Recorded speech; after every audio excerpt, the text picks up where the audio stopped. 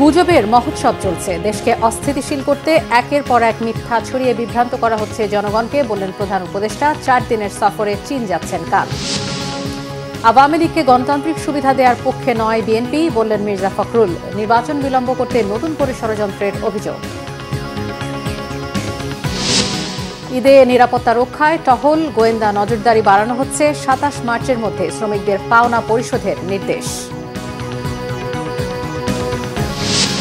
বাজেটে এবার অগ্রাধিকার পাবে মূল্যস্ফীতি নিয়ন্ত্রণ ও নতুন কর্মসংস্থান। সিন্ডিকেট তন্ত্র থেকে মুক্তি পাওয়াই অর্থনৈতিক সংস্কারের মূল লক্ষ্য। দেখছিলেন ক্রাউন সিমেন্ট সংবাদ শিরোনাম। এবারে বিস্তারিত। প্রধান উপদেষ্টা ডক্টর মোহাম্মদ ইউনূস বলেছেন, অন্তর্বর্তী সরকার দায়িত্ব নেওয়ার পর থেকেই গণমাধ্যম ও সোশ্যাল মিডিয়ায় গুজবের মহোৎসব চলছে। দেশকে অস্থিতিশীল করতে একের পর এক মিথ্যা তথ্য ছড়িয়ে দিয়ে জনগণকে বিভ্রান্ত করার ষড়যন্ত্র হচ্ছে। এবছর ডিসেম্বর থেকে আগামী বছরের জুনের মধ্যে নির্বাচন হবে বলে আবারও জানান প্রধান উপদেষ্টা। রিপোর্ট করছেন সেকান্দার মান। সবাইকে জানাই আমার সালাম, আসসালামু আলাইকুম। মহান স্বাধীনতা দিবস ও পবিত্র ঈদুল ফিতর উপলক্ষে জাতির উদ্দেশ্যে ভাষণ দিয়েছেন প্রধান উপদেষ্টা ডক্টর মোহাম্মদ ইউনূস। মুক্তিযুদ্ধের বীর শহীদ ও জুলাই অভ্যুত্থানে শহীদদের প্রতি শ্রদ্ধা জানান তিনি। রমজানে পণ্যের দাম নিয়ন্ত্রণ এবং বিদ্যুৎ সরবরাহ নির্বিঘ্ন রাখতে সর্বোচ্চ চেষ্টার কথা জানান তিনি। বিগত সরকারের রেখে দেওয়া লণ্ডভণ্ড অর্থনীতি পুনরুদ্ধারে অন্তর্বর্তী সরকারের নানা উদ্যোগের কথা তুলে ধরেন। শেখ হাসিনা যে ভয়াবহ লুটপাট কায়েম করেছিল, আপনারা সেটার ভুক্তভোগী ছিলেন। ছাত্র জনতার অভ্যুত্থানের মুখে তারা পালিয়ে যাবার সময় এক লণ্ডভণ্ড অর্থনীতি রেখে গেছে। এই পরিস্থিতিতে দায়িত্ব নেবার পর অর্থনীতি পুনরুদ্ধারের জন্য অন্তর্বর্তী সরকার নানা উদ্যোগ নিয়েছে। জাতিসংঘ মহাসচিবের বাংলাদেশ সফরের পর আগামী সেপ্টেম্বরে জাতিসংঘের সাধারণ অধিবেশনে রোহিঙ্গা সংকট নিয়ে একটি আলাদা অধিবেশন আয়োজনের প্রস্তুতির কথা জানান ডক্টর মোহাম্মদ ইউনূস। বিশ্বের শীর্ষ ধনকুবের ইলন মাস্কের সঙ্গে ফোনালাপের কথা উল্লেখ করে প্রধান উপদেষ্টা বলেন, স্টারলিংকের মাধ্যমে স্বল্প মূল্যে উচ্চ গতির ইন্টারনেট বাংলাদেশের ডিজিটাল জগতে বিপ্লব আনবে। গুজব হলো এই জুলাই অভ্যুত্থানের বিরুদ্ধে পরাজিত শক্তির মস্ত বড় হাতিয়ার। গুজব দেখলেই গুজবের সূত্রের সন্ধান করতে থাকবেন, গুজবকে অবহেলা করবেন না। বহু অভিজ্ঞ সমর বিশারদ এই গুজবের পেছনে দিনরাত কাজ করছে। সীমাহীন অর্থ এর পেছনে নিয়োজিত আছে। এর মূল লক্ষ্য জুলাই অভ্যুত্থানকে ব্যর্থ করা। আমরা তাকে ব্যর্থ হতে দেব না। আমাদের সামগ্রিক ঐক্য পলাতক শক্তির গায়ে জ্বালা ধরিয়ে দিচ্ছে। তারা এই ঐক্য ভাঙতে চায়। তাদের অভিনব কৌশল আপনি টেরই পাবেন না। আপনি বুঝতেই পারছেন না কখন তাদের খেলায় আপনি পুতুল হয়ে গেছেন। আমাদের সচেতনতা এবং সামগ্রিক ঐক্য দিয়েই এই গুজবকে রুখতে হবে। প্রতিটি রাজনৈতিক দলের সংস্কারের পক্ষে মত দেয়াকে ইতিবাচক হিসেবে দেখছেন প্রধান উপদেষ্টা। ঐক্যমত্য কমিশনের মাধ্যমে সব রাজনৈতিক দলের মতামত নেয়ার কাজ এখন চলমান বলে জানান তিনি। ঐক্যমত্য কমিশনের মাধ্যমে সকল রাজনৈতিক দলের মতামত নেওয়ার কাজ এখন চলমান আছে। কমিশনের লক্ষ্য যে সকল বিষয়ে রাজনৈতিক দলগুলো একমত হবেন সেগুলো চিহ্নিত করা এবং তার একটা তালিকা প্রস্তুত করা। এই তালিকাটাই হবে জুলাই চার্টার বা জুলাই সনদ। আমাদের দায়িত্ব জাতির সামনে পুরো প্রক্রিয়াটা স্বচ্ছভাবে তুলে ধরা এবং প্রক্রিয়া শেষে নির্বাচনের আয়োজন করা। নির্বাচনের ব্যাপারে আমি আগেও বলেছি, আবারও বলছি, এবছর ডিসেম্বর থেকে আগামী বছরের জুনের মধ্যে নির্বাচন হবে।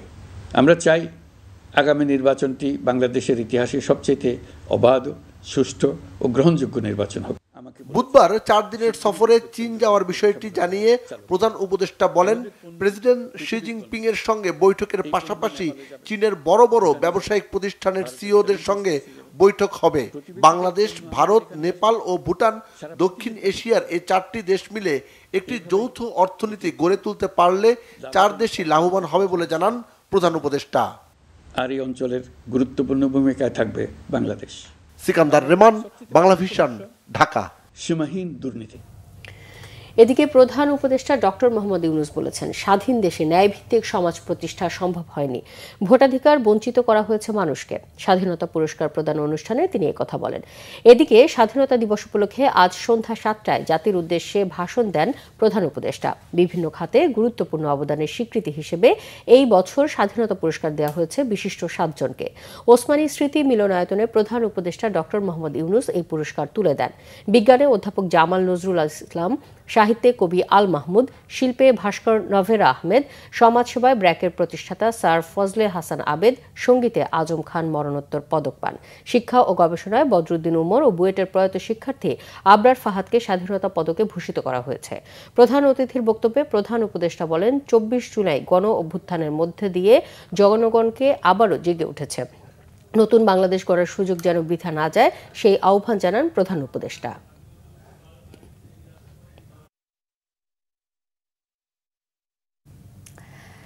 নরেন্দ্র মোদীর সাথে প্রধান উপদেষ্টা ডক্টর মোহাম্মদ ইউনূসের বৈঠকের বিষয়ে ভারতের ইতিবাচক সাড়া আশা করছে বাংলাদেশ। মন্ত্রণালয়ে প্রধান উপদেষ্টার চীন ও ব্যাংকক সফর নিয়ে ব্রিফিংয়ে একথা বলেছেন পররাষ্ট্র সচিব জসীমউদ্দিন।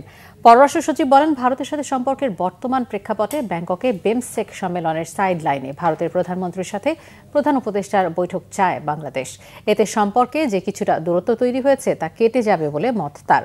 জানান, 4 দিনের সফরে কাল চীন যাচ্ছেন প্রধান উপদেষ্টা doctor Mohammad Yunus. President Xi Jinping এর সাথে পানি ব্যবস্থাপনা নিয়ে প্রধান উপদেষ্টার আলোচনা হবে। সেখানে তিস্তা নিয়ে আলোচনারও সুযোগ আছে বলে উল্লেখ করেন পররাষ্ট্র সচিব। বিএনপি মহাসচিব মির্জা ফখরুল ইসলাম আলমগীর বলেছেন, আওয়ামী লীগ কখনো গণতন্ত্রে বিশ্বাস করত না, তাদেরকে গণতান্ত্রিক সুবিধা দেওয়ার পক্ষে নয় বিএনপি। তিনি বলেন, ৭১-এর জন্য পাকিস্তান এখনো ক্ষমা চায়নি। যারা সেদিন তাদের সহযোগিতা করেছিল তারা আজও গলা ফুলিয়ে কথা বলতে চায়। তিনি স্মরণ করিয়ে দেন, হঠাৎ করেই বিপ্লব হয়ে যায়নি, বিএনপি এর ভিত তৈরি করেছে। আহমেদ সরওয়ারের রিপোর্ট। শহীদ জিয়ার ঘোষণা, মুক্তিযুদ্ধের সূচনা, এই শিরোনামে মহান স্বাধীনতা ও জাতীয় দিবস উপলক্ষে মঙ্গলবার ইঞ্জিনিয়ার্স ইনস্টিটিউশনে আলোচনা সভা করে বিএনপি। এতে দলের মহাসচিব মির্জা ফখরুল ইসলাম আলমগীর বলেন, স্বাধীনতার সেই দিনগুলির কথা কেউ যেন ভুলে না যায়। 25 মার্চের কাল রাত্রিতে যে হত্যাযজ্ঞ চালানো হয়েছে, যুদ্ধে যে গণহত্যা চালানো হয়েছে, তার জন্য পাকিস্তান আজও ক্ষমা চায়নি। অথচ এখন এমন পরিবেশ তৈরি করার চেষ্টা চলছে যে ৭১-এ কোনো ঘটনাই ছিল না। লক্ষ লক্ষ মানুষকে হত্যা করেছিল, তার জন্য পাকিস্তান এখন পর্যন্ত কিন্তু বাংলাদেশের কাছে ক্ষমা প্রার্থনা করে নাই। যারা সেদিন সে হত্যাযজ্ঞে সহযোগিতা করেছে তারা এখন গলা ফুলিয়ে কথা বলে। আমি কারো নাম বলতে চাই না, বলতেও চাই না, তিক্ততাও সৃষ্টি করতে চাই না। আজকাল জেনারেশন জানে না অনেকগুলো কথা। কত বড় ধৃষ্টতা তাদের যে তারা জিয়াউর রহমানকে নিয়ে পর্যন্ত প্রশ্ন করে। ধিক্কার তাদেরকে, যারা নিজের ইতিহাস জানে না। মির্জা ফখরুল বলেন, আওয়ামী লীগের পক্ষ থেকে যাকে অখ্যাত মেজর বলা হয় তিনি স্বাধীনতার ঘোষণা দিয়েছিলেন, আর যাকে মুক্তিযুদ্ধের অবিসংবাদিত নেতা মানতে চায় সবাই, তিনি আত্মসমর্পণ করে পাকিস্তান চলে গেছেন। বারবার এই কথা বলতে হবে, মনে করতে হবে, আওয়ামী লীগ কখনোই গণতন্ত্র বিশ্বাস করত না। আওয়ামী লীগ সবসময় গণতন্ত্রকে ধ্বংস করেছে। সুতরাং আওয়ামী লীগকে আর কোনো গণতান্ত্রিক সুবিধা দেওয়ার কথা আমরা চিন্তা করতে পারি না। যে নির্বাচনের কোনো বিকল্প নেই, কারণ নির্বাচনের মধ্য দিয়ে আমাদেরকে গণতন্ত্রে যেতে হবে। সেটাই হচ্ছে গেটওয়ে টু ডেমোক্রেসি। কিন্তু আজকে নতুন করে ষড়যন্ত্র শুরু হয়েছে যেন এই প্রক্রিয়া পিছিয়ে যায়, বিলম্বিত হয়। সোশ্যাল মিডিয়াতে কিছু নতুন নতুন আমি বলি কুতুব আবির্ভূত হয়েছে। তারা বাংলাদেশকে কোথায় নিয়ে যেতে চায় আমি জানি না। বিএনপি তো ভিত্তি তৈরি করেছে, আজকে হঠাৎ করে একটা বিপ্লব ঘটেনি। যারা 100 গাড়ি নিয়ে ইলেকশন ক্যাম্পেইন করতে যায় তারা কি করবে সেটা আমরা ভালো বুঝি। সভায় বিএনপি নেতারা বলেন, স্বৈরাচার পতনের পর বাংলাদেশের গণতন্ত্রের যাত্রা শুরু হবার কথা, সেটি আবার বাধাগ্রস্ত হতে যাচ্ছে বলে শঙ্কা তাদের। অনেকেই ভাবভঙ্গি, আচার আচরণে গণতন্ত্রের প্রতিফলন আমরা দেখতে পাচ্ছি না। তারা কেন যেন একটু বেপরোয়া হয়ে গেছে। তারা সেখানে এমনকি প্রশ্নবিদ্ধ করতে করতে এখন বাংলাদেশের আমাদের সামরিক বাহিনীকেও তারা প্রশ্ন করতে শুরু করেছে। অতি দ্রুত নির্বাচনের দিন তারিখ যদি ঘোষণা করা হয় তাহলে জনগণ নির্বাচনমুখী হয়ে যাবে এবং নির্বাচনমুখী জনগণের সামনে যে কোনো রকমের ষড়যন্ত্র এটা টিকতে পারবে না। সভায় আলোচকরা বলেন, নতুন করে দেশে যে অস্থিরতা দেখা যাচ্ছে তা কারোই কাম্য নয়। সবার আগে বাংলাদেশ চিন্তা করেই সবাইকে স্থিতিশীল থাকার আহ্বান জানান তারা। আমাদের অভিভাবকরা বসে আছে। আহমেদ সরওয়ার, বাংলা ভিশন, ঢাকা। ঈদে আইন শৃঙ্খলা পরিস্থিতি স্বাভাবিক রাখতে ও নিরাপত্তা নিশ্চিত করতে টহল, চেকপোস্ট ও গোয়েন্দা নজরদারি বাড়ানো হবে বলে জানিয়েছেন স্বরাষ্ট্র উপদেষ্টা মোহাম্মদ জাহাঙ্গীর আলম চৌধুরী। মঙ্গলবার সচিবালয়ে আইন শৃঙ্খলা সংক্রান্ত উপদেষ্টা পরিষদ কমিটির সভা শেষে একথা জানান তিনি। এছাড়া ঈদের আগেই তৈরি পোশাক সহ শিল্প কারখানার কর্মীদের বেতন বোনাস পরিশোধ করতে মালিকদের নির্দেশনা দেওয়া হয়েছে বলেও জানান উপদেষ্টা। বলেন, ঈদের সময় সড়কে যানজট এড়াতে হাইওয়ে পুলিশের তৎপরতার পাশাপাশি দ্রুত টোল আদায়ে ব্যবস্থা নেবার নির্দেশনা দেওয়া হয়েছে। ধর্ষণ সহ নারী ও শিশুর প্রতি নির্যাতন রোধে আইন শৃঙ্খলা রক্ষাকারী বাহিনীকে সর্বোচ্চ কঠোর হওয়ার পাশাপাশি আগের সব ঘটনায় দ্রুত তদন্ত প্রতিবেদন দেবার নির্দেশনা দেওয়া হয়েছে বলেও জানান স্বরাষ্ট্র উপদেষ্টা।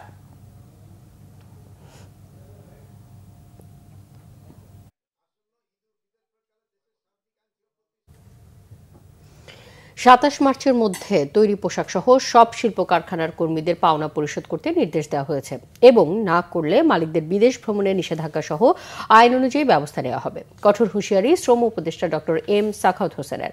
মঙ্গলবার সচিবালয়ে আয়োজিত সংবাদ সম্মেলনে এসব কথা বলেন তিনি। এখন পর্যন্ত প্রায় ৯৯% কারখানা কর্মীদের পাওনা পরিশোধ করেছে জানিয়ে উপদেষ্টা বলেন, ১২টির মতো কারখানার মালিক নিজেরাই সমস্যা তৈরি করছে বলে মনে হচ্ছে। তারা যেন বিদেশ যেতে না পারেন সে বিষয়ে স্বরাষ্ট্র মন্ত্রণালয়ের পক্ষ থেকে ইমিগ্রেশনে অবহিত করা হয়েছে বলেও জানান ডক্টর সাখাওয়াত। বেক্সিমকোর বন্ধ হওয়া কারখানাগুলোর সকল কর্মী ও কর্মকর্তার সব পাওনা পরিশোধ করা হয়েছে, যা সরকারের বড় অর্জন বলে জানানো হয় সংবাদ সম্মেলনে। মংলা বন্দর সম্প্রসারণ ও আধুনিকায়নে সম্প্রতি চীনের সাথে চুক্তি স্বাক্ষরিত হয়েছে বলেও জানান উপদেষ্টা।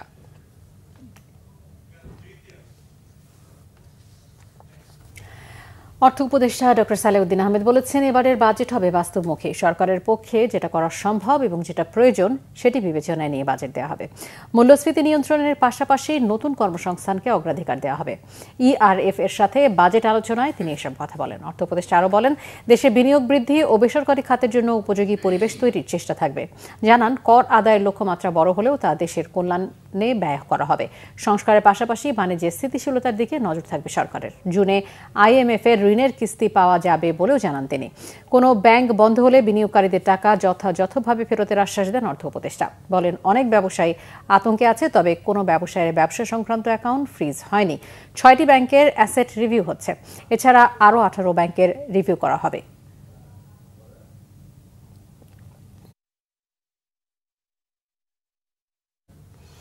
প্রধান উপদেষ্টার আন্তর্জাতিক বিষয়ক বিশেষ দূত লুৎফে সিদ্দিকী বলেছেন, সরকার যেখানেই হাত দেয় সেখানেই সিন্ডিকেট। ইআরএফ অডিটোরিয়ামে আয়োজিত এক সেমিনারে লুৎফে সিদ্দিকী বলেন, সরকারকে গতিশীল করার উদ্যোগ নেওয়া হয়েছে। প্রতিদিন নির্বাচন কবে হবে এই প্রশ্ন না করে সবার উচিত সরকারি দপ্তরগুলো কেন নিজের দায়িত্ব ঠিকঠাক পালন করছে না সে প্রশ্ন করা। সেমিনারে প্রধান উপদেষ্টার প্রেস সচিব শফিকুল আলম বলেন, সরকার চায় পণ্যের বহুমুখী করতে। চীনা উদ্যোক্তাদের দৃষ্টি আকর্ষণ করতে প্রধান উপদেষ্টা চীন যাচ্ছেন। বাংলাদেশ অ্যাগ্রোকেমিক্যাল ম্যানুফ্যাকচারার্স অ্যাসোসিয়েশনের সভাপতি মোস্তাফিজুর রহমান অভিযোগ করেন, মেধাস্বত্ব আইনের দোহাই দিয়ে বাংলাদেশে অ্যাগ্রোকেমিক্যাল উৎপাদনের সুযোগ দেওয়া হচ্ছে না।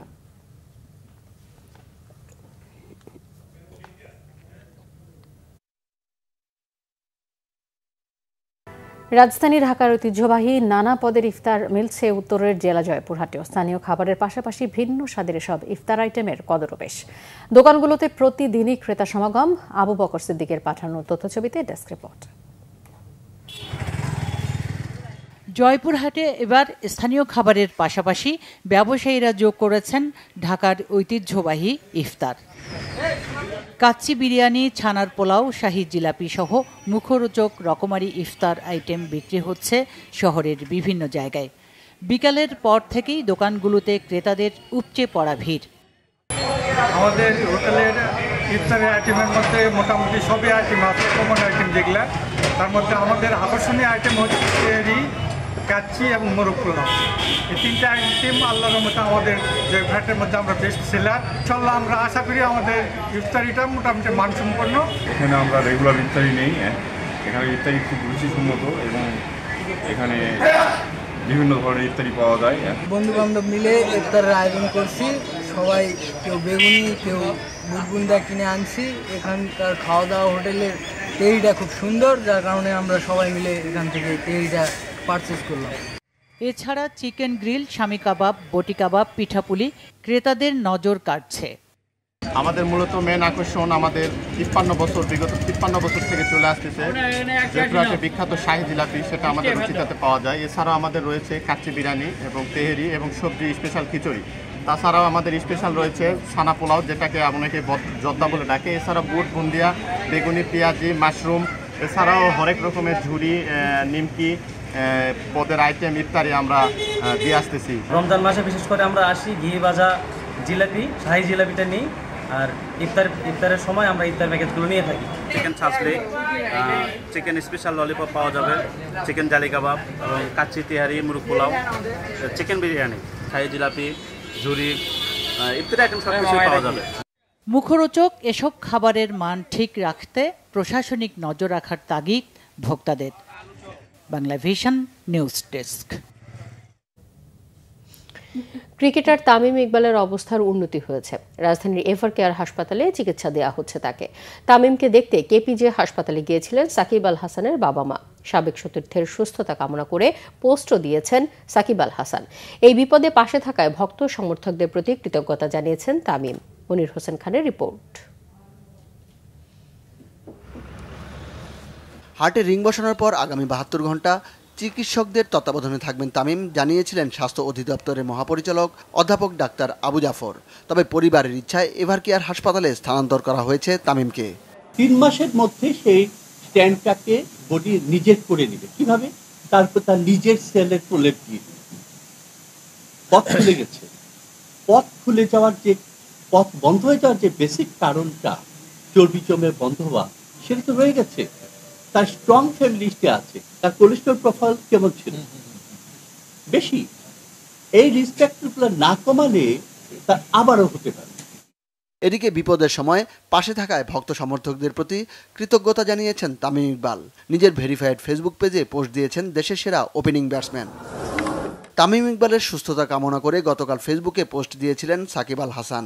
মঙ্গলবার তামিমকে দেখতে কেপিজে হাসপাতালে গিয়েছিলেন সাকিবের বাবা মা মাসুর রেজা ও শিরিন আক্তার।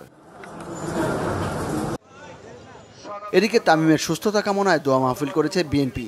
দুপুরে নয়াপল্টনের কেন্দ্রীয় কার্যালয়ে দোয়া মাহফিল অনুষ্ঠিত হয়। বিএনপি ও এর অঙ্গ ও সহযোগী সংগঠনের নেতাকর্মীরা দোয়া মাহফিলে অংশ নেন। প্রধান অতিথি ছিলেন বিএনপির স্থায়ী কমিটির সদস্য মির্জা আব্বাস। তামিমের ঘটনা বলতে গিয়ে কথা আমার মনে হলো, একদিকে যখন তামিমের এই দুর্ভাগ্যজনক সংবাদ পেপারে দেখলাম, পাশাপাশি আরেকজনের সংবাদ পেপারে দেখলাম একজন টাকা বাজেয়াপ্ত হয়েছে, আরেকজন হাসপাতালে মৃত্যু নিয়ে পাঞ্জা লড়ছে। আপনারা দেখেছেন না আজকে পত্রিকায়?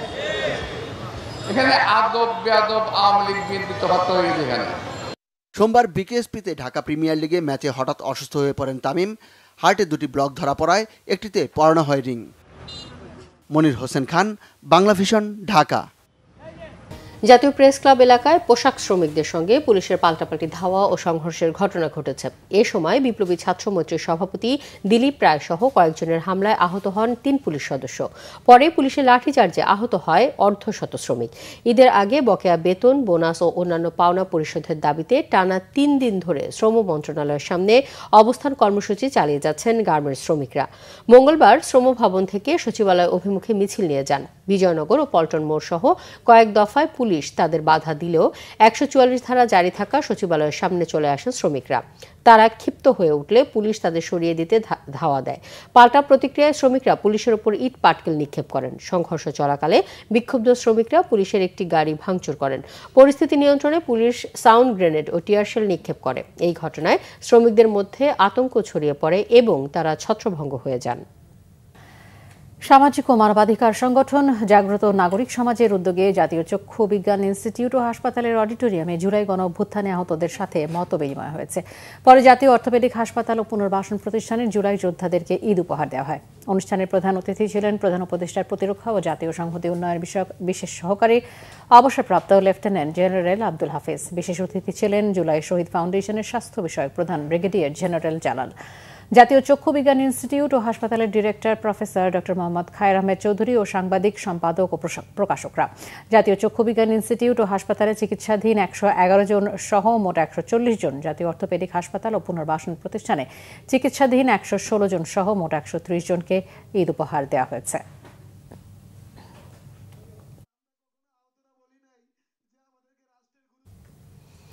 উনিশশো ৭১-এর সাথে ২০২৪-কে তুলনা করার প্রবণতা গ্রহণযোগ্য নয়। প্রত্যেকটি ঘটনা জাতির পরিচয় প্রদান করার মাইলফলক বলে মন্তব্য করেছেন ঢাকা বিশ্ববিদ্যালয়ের উপাচার্য অধ্যাপক ডক্টর নিয়াজ আহমেদ খান।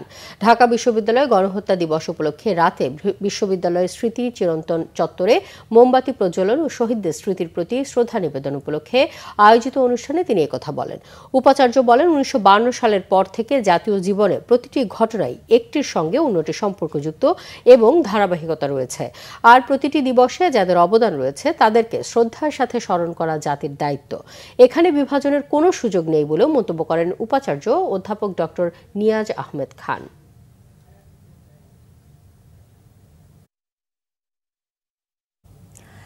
এবার আরো কিছু খবর নিয়ে রয়েছে ডেস্ক রিপোর্ট।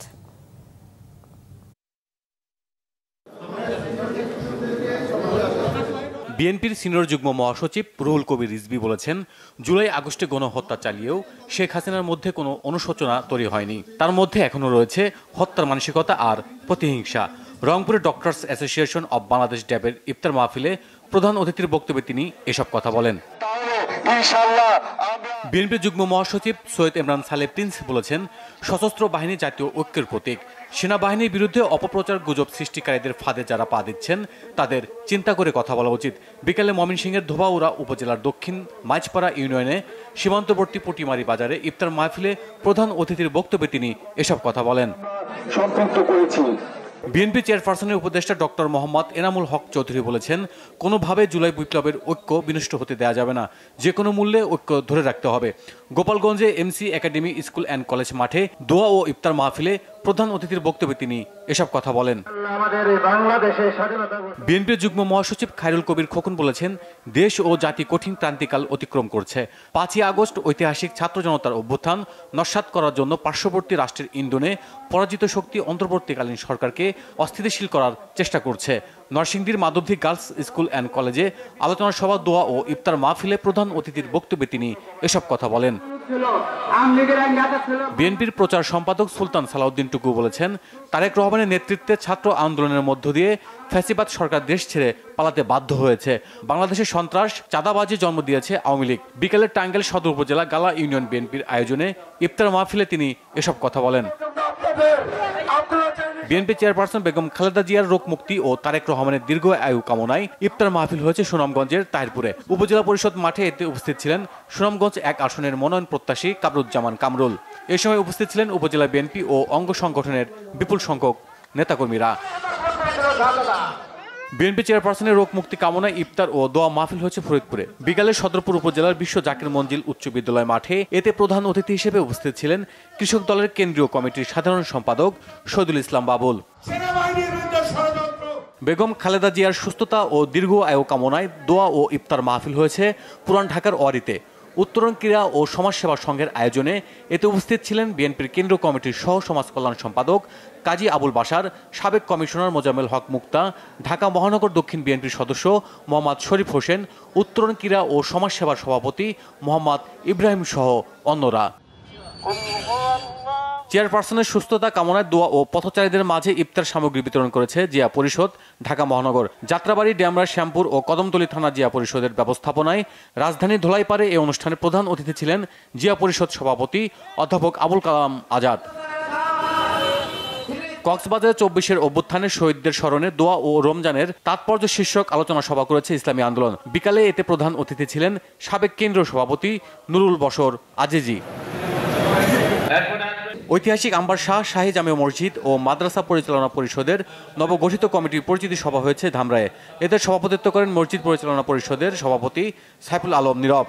গত বছর জুলাই আগস্টে ঢাকা বিশ্ববিদ্যালয়ের vice chancellor professor doctor Niaz Ahmed Khan বলেছেন, ইসলামী ব্যাংকিং ইসলামের মৌলিক আকীদার সাথে সম্পর্কিত। ইসলামী ব্যাংক ব্যবস্থাকে সমাজে ছড়িয়ে দিতে মানব সেবা ব্রত নিয়ে কাজ করতে হবে। রাজধানীর একটি হোটেলে আয়োজিত বাংলাদেশ ইসলামী ব্যাংকিং এর শরিয়া গভর্নেন্স প্রয়োগ ও বাস্তবতা শীর্ষক সেমিনারের প্রধান অতিথির বক্তব্যে তিনি এসব কথা বলেন। উপস্থিত ছিলেন ফার্স্ট সিকিউরিটি ইসলামী ব্যাংক পিএলসির chairman Mohammad Abdul Mannan, International Chamber of কমার্সের সভাপতি মাহবুবুর রহমান, সাবেক পররাষ্ট্র প্রতিমন্ত্রী আবুল হাসান চৌধুরী, ইসলামী আরবি বিশ্ববিদ্যালয়ের pro vice chancellor doctor Mohammad Shahidul Islam সহ অন্যরা। ঈদ উৎসব ঘিরে সারা দেশে চলছে জনপ্রিয় ইলেকট্রনিক্স ব্র্যান্ড মার্সেলের ডিজিটাল ক্যাম্পেইন সিজন 22। এর আওতায় মার্সেল ব্র্যান্ডের ফ্রিজ কিনে 10 লাখ টাকা ক্যাশব্যাক পেয়েছেন কুষ্টিয়ার মিঠুন আলী। আলমডাঙ্গা উপজেলা পরিষদ মাঠে মিঠুন আলীর হাতে 10 লাখ টাকার চেক তুলে দেন মার্সেলের ব্র্যান্ড অ্যাম্বাসেডর জনপ্রিয় চিত্রনায়ক আমিন খান। এছাড়াও উপস্থিত ছিলেন মার্সেলের head of business Mohammad Motiur Rahman, distributor network south জোনের incharge Nurul Islam Rubel, brand manager Uddam Hossain Mridha সহ অন্যরা। বাংলা ভীষণ নিউজ ডেস্ক। হাসপাতালের বেডে কাতরাচ্ছেন রোগী। অসুস্থ সন্তানের শুশ্রূষার পাশাপাশি পবিত্র রমজানের বিধান মেনে চলতে হচ্ছে মাকে। পাশে বসে সেরে নিতে হচ্ছে ইফতার। এরকম নানা চিত্র দেখা যায় ঢাকা মেডিকেল কলেজ হাসপাতালে। রোজা খোলার সময় হয়ে এলে হাসপাতালে বেডের পাশে দ্রুত হাতে কোনো মতে ইফতার আয়োজনের ব্যস্ততা স্বজনদের। শুভ খানের রিপোর্ট।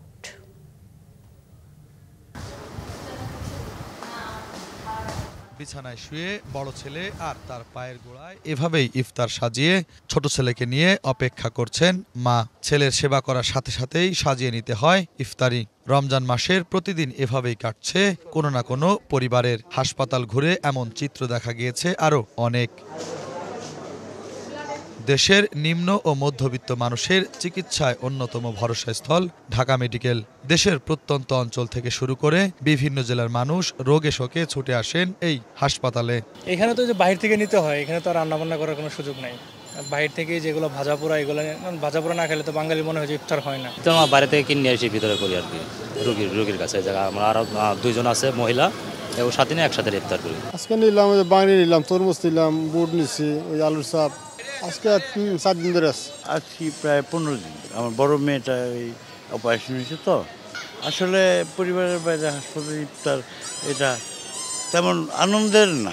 বড্ড গেঞ্জি ও রোগীতে ঠাসা এই হাসপাতালে বেশিরভাগ সময় কোনো সিট ফাঁকা থাকে না। তাই তো রোগীদের কখনো কখনো ঠাঁই হয় মেঝেতেও। ইফতারের আগ মুহূর্ত বাহির থেকে ইফতার সামগ্রী নিয়ে হাসপাতালের ভিতরে ছুটছেন কেউ কেউ। অনেকটা কষ্টের, ফ্যামিলি থুইয়া বাইরে ইফতার করি। ভাই অসুস্থ, তার জন্য এখানে আসা। অসুস্থ না হলে তো আসা হইতো না। এখন ঠ্যাকের ভিতরে ইফতার ফ্যামিলি থুয়ে করা অনেক কষ্টকর। ইফতার আসলে বাসা থেকে করার এরকম পরিকল্পনা আছে, বাসা থেকে নিয়ে আসবো। ভিতরেই করি। আমার ওয়াইফ আছে যা 15 দিন ধরে। আমরা 4-5 জন আছি, ইফতারি করতেছি এখন। রোগীর সাথে থাকা স্বজনরাও জানান হাসপাতালে ইফতার করা খুব কষ্টসাধ্য। ঢাকা মেডিকেল হাসপাতালের বেডে রোগী রেখে স্বজনদের ইফতার করা সত্যি কষ্টসাধ্য। কেউ আছেন 1 মাস, কেউ আছেন 15 দিন। বাইরে থেকে বিভিন্ন কিছু কিনেই তাদের রোগীর পাশে বসে ইফতার সারতে হচ্ছে প্রতিনিয়ত ঢাকা মেডিকেলে। শুভ খান, বাংলা ভীষণ, ঢাকা। ঈদের শেষ দিকের কেনাকাটা চলছে বরিশালে। নামি দামি ব্র্যান্ডের শোরুম থেকে শুরু করে সব দোকানেই বেজায় ভিড়। কেউ খরচ করছেন 50,000 থেকে লাখ টাকা পর্যন্ত, আবার কেউ পুরো পরিবারের জন্য খরচ করছেন মাত্র 5,000 টাকা। দাম নিয়ন্ত্রণে তৎপর ভোক্তা অধিকার। বরিশাল থেকে শাহিন হাসানের রিপোর্ট। কদিন বাদেই ঈদ। বরিশালের পোশাক ও বিপণী বিতানগুলোতে ক্রেতাদের ভিড়। উচ্চবিত্তদের পছন্দের তালিকায় আছে নামি দামি সব ব্র্যান্ডের পোশাক, আর নিম্ন ও মধ্যবিত্তরা এড়িয়ে চলছেন অভিজাত দোকান। স্বাদ ও সাধ্যের ব্যাপক ফারাক থাকায় বাধ্য হয়ে কাটছাট করে কেনাকাটা করছেন অনেকে। অবিশ্বাস উঠতেছে আর কি, যেরকম যে পরিমাণে আয় হচ্ছে, পাশাপাশি যে পরিমাণে খরচ হচ্ছে, খরচের মাত্রাটা তো বেশি হয়ে যাচ্ছে, যার ফলে আসলে মানুষের জন্য কষ্টকর হয়ে যাচ্ছে। বাজেট ম্যাটার করে না যদিও, তারপরে ফিক্সড করে দিছি 50K সামথিং। হ্যাঁ, এর যদি আপ হয় দেন ফ্যামিলি অ্যাডজাস্ট করে দিবে, কোনো ব্যাপার না। বাবাকে নিয়ে আসছি, আর ফ্যামিলি মেম্বার আছে, নিজের ওয়াইফ আছে, তো হচ্ছে ভাইয়া ভাবি প্লাস ভাতিজা। আমার নিজের জন্য সেই পাঞ্জাবি কালেকশন খুঁজতেছি, তো দেখতেছি আর কি ওরকম বাজেট ফ্রেন্ডলি তো অবশ্যই দেখবো। পাঞ্জাবি দিয়ে সেলরে যাত্রা শুরু, পাঞ্জাবি 3 পিস, তারপরে ফর্মাল শার্ট, এগুলো হচ্ছে প্রথম চাহিদা আর কি কাস্টমারদের। চোখে পড়ার মতো ভিড় নগরীর চকবাজার, মহসিন মার্কেট, সিটি মার্কেটগুলোতেও। নিজেদের সাধ্যের মধ্যে এসব মার্কেট থেকে কেনাকাটা করে পরিবারের আবদার মিটিয়ে থাকে নিম্ন মধ্যবিত্ত পরিবারগুলো। লঙ্গি কিনছি, শাড়ি, এই সুতি কাপড় কিনছি 3টা।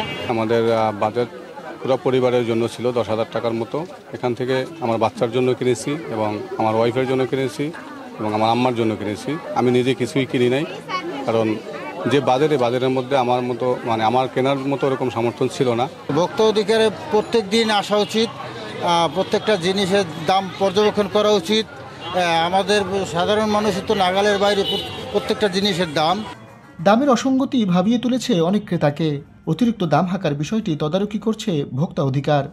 তারা যে দামটি নিচ্ছেন সেটা যৌক্তিক নিচ্ছেন কিনা এটা আমরা দেখছি। তারা মূল্য তালিকা সংরক্ষণ করছেন কিনা, তারা ভাউচার সংরক্ষণ করছেন কিনা, এই বিষয়গুলোর উপর আমরা জোর দিচ্ছি, যাতে করে অসাধু ব্যবসায়ী বা খুব বেশি লাভে যারা বিক্রি করবে তারা আমাদের হাতে ধরা পড়বে। ব্যত্যয় হলে আমাদের আইনানুগ ব্যবস্থা গ্রহণ করা হচ্ছে। প্রয়োজনে আমরা প্রতিষ্ঠান বন্ধ করা সহ প্রয়োজনীয় ক্ষেত্রে মামলা দায়ের আর আমাদের আইন অনুযায়ী জরিমানার ব্যবস্থা গ্রহণ করা হচ্ছে। ঈদ ঘনিয়ে আসার সাথে সাথে কেনাকাটা আরও জমে উঠেছে বরিশালের সব মার্কেটে। শাহিন হাসান, বাংলা ভিশন, বরিশাল। সংবাদ শেষ করব, তবে শেষ করার আগে ক্রাউন সিমেন্ট সংবাদ শিরোনামগুলো আরও একবার।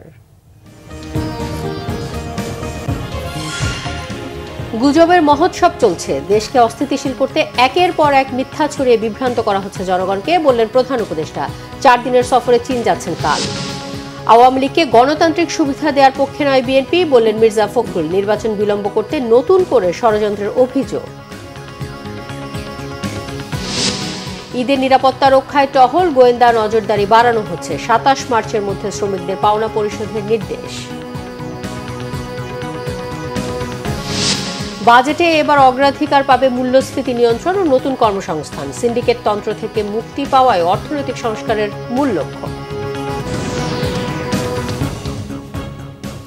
এই ছিল এখনকার মতো। পরের সংবাদ রাত 1টায় দেখার আমন্ত্রণ রইল। এছাড়া বাংলা ভিশন সংবাদ ও সংবাদ সংশ্লিষ্ট অনুষ্ঠান দেখতে ভিজিট করুন www.bbnews24.com ও facebook.com/banglavisionnews এবং সাবস্ক্রাইব করুন youtube.com/banglavisionnews। ধন্যবাদ, শুভরাত্রি।